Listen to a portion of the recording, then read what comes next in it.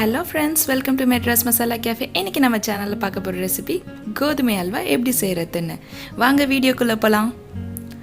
First ஒரு பாத்திரத்தை எடுத்துக்கலாம். அதில் நான் 2 கப் கோதுமை மாவு ஆட் பண்ணிக்கிறேன். அது அப்ராக்சிமேட்டாக 1/2 கிலோ.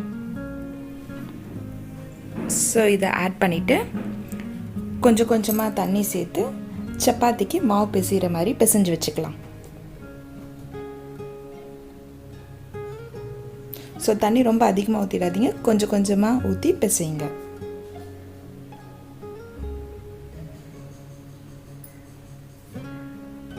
ஸோ சப்பாத்திக்கு மாவு பிசைகிற மாதிரி பிசைஞ்சு வச்சுட்டோம். இதில் நான் 1.5 லிட்டர் அளவுக்கு தண்ணி ஊற்றுறேன். ஸோ இந்த மாவு இப்போ 4லேருந்து 5 மணி நேரம் வரைக்கும் ஊறணும். இதை மூடி ஊற வச்சுக்கலாம். ஓகே, இப்போ 4 மணி நேரம் ஆயிடுச்சு. ஸோ இதை பிசைஞ்சு கொஞ்சம் கொஞ்சமாக கோதுமையிலேருந்து வர பாலை எடுத்துக்கலாம். ஸோ நல்லா பிசைஞ்சு எடுங்க, அப்போ தான் அந்த மாவு கரைஞ்சி அந்த பால் வரும். இதை ஃபில்டர் பண்ணி எடுத்துக்கலாம். நமக்கு பால் மட்டும்தான் தேவை. அந்த சக்கையாக இருக்கிறதுல ரிமூவ் பண்ணிவிடுவோம்.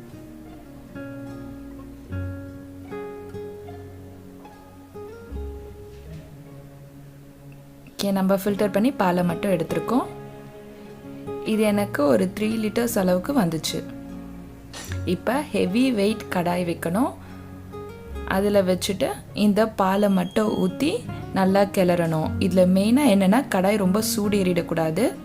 வச்ச உடனே நீங்கள் இந்த கோதுமை பாலை வடிகட்டி வச்சுருக்கிறத ஊற்றிக்கலாம். ஸோ ஊற்றிட்டு கிண்டிகிட்டே இருக்கணும். நம்மளோட ஒரே ஒரு வேளை அல்வா செய்கிறதுல நல்லா கிண்டிகிட்டே இருக்கிறது மட்டும்தான் நம்மளோட ஒர்க்கே. ஸோ நீங்கள் கிண்டுறதை விட்டிங்கன்னா அது கட்டி ஆகிடும். ஸோ மீடியம் ஹை ஃப்ளேமில் வச்சுக்கலாம். ரொம்ப ஹை ஃப்ளேம் வேணாம், ரொம்ப லோவும் வேணாம். ஸோ வச்சு கிண்டிகிட்டே இருக்கணும். இது எனக்கு ஒரு 30 மினிட்ஸ் கிட்ட இந்த மாதிரி ஒரு பதத்துக்கு வந்துச்சு. ஸோ இன்னும் நல்லா கிண்டிகிட்டே இருப்போம். இதில் நான் 1.5 கப் அளவுக்கு சுகர் சேர்த்துருக்கேன். ஏன்னா நான் 2 கப் கோதுமை மாவு எடுத்தேன். அதனால் 1.5 கப் சர்க்கரை சேர்த்துட்டேன். ஸோ சர்க்கரை சேர்த்துட்டு நல்லா கிண்டி விட்டுட்டே இருப்போம். இன்னும் கொஞ்சம் திக் கன்சிஸ்டன்ட் ஆகும். இப்போ கேரமல் ரெடி பண்ண ஒரு கடாய் வச்சுட்டு அதில் 3லேருந்து 4 டேபிள் ஸ்பூன் அளவு சுகர் சேர்த்துக்கலாம். அதை சேர்த்துட்டு கிண்டி அப்படியே கிளறி விட்டுட்டே இருங்க. அதுவாகவே டிசால்வ் கரைஞ்சி கேரமல் மாதிரி வரும். இது ரொம்ப லோ ஃப்ளேமில் இருக்கக்கூடாது, ரொம்ப ஹையும் இருக்கக்கூடாது, மீடியம் ஹை ஃப்ளேமில் வச்சுக்கோங்க. இங்கே பாருங்கள், நம்ம அப்படியே கிளறினது இந்த மாதிரி கன்சிஸ்டன்ட்க்கு வந்துடுச்சு.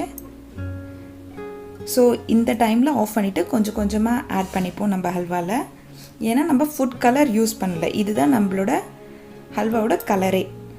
இதை நம்ம கொஞ்சம் கொஞ்சமாக சேர்த்துட்டு மிக்ஸ் பண்ணிகிட்டே இருக்கணும்.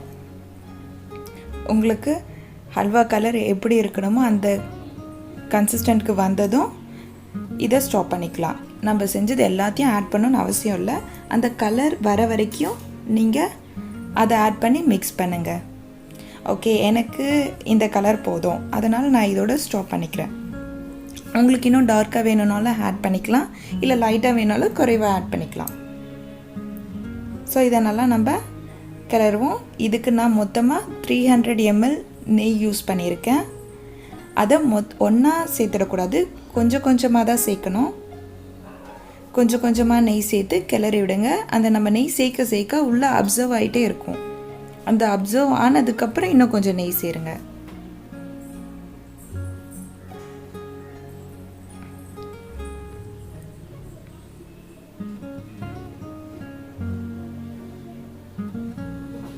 நல்லா மிக்ஸ் பண்ணிகிட்டே இருந்தால் அந்த நெய் உள்ளே அப்சர்வ் ஆகிடும். இது ஒரு 1 ஹவருக்கு அப்புறம் இந்த மாதிரி ஒரு கன்சிஸ்டன்ட்டில் வந்துச்சு. ஸோ மிக்ஸ் பண்ணிகிட்டே இருப்போம்.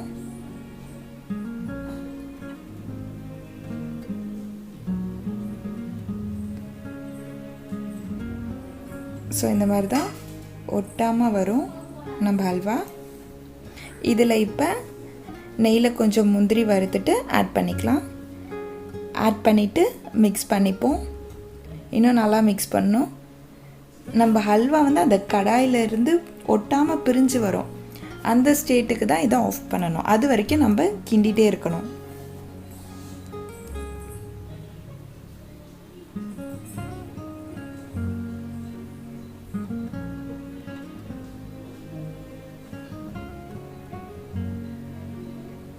ஸோ இன்னும் கொஞ்சம் நேரம் கிண்டி விடுவோம். அப்போ தான் நம்ம ஹல்வா கரெக்டாக வரும் அந்த ஸ்டேஜ்க்கு.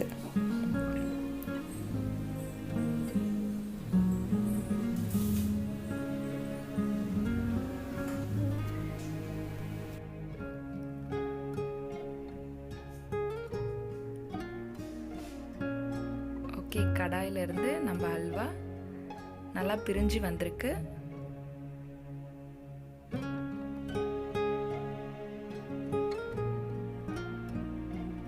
பாருங்கள், ஒட்டாமல் வந்திருக்கு அந்த கடாயில்.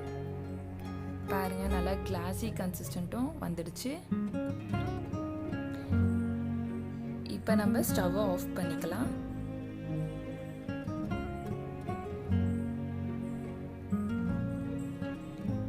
அவ்வளோதான், நம்ம சுவையான கோதுமை அல்வா ரெடி ஆயிடுச்சு.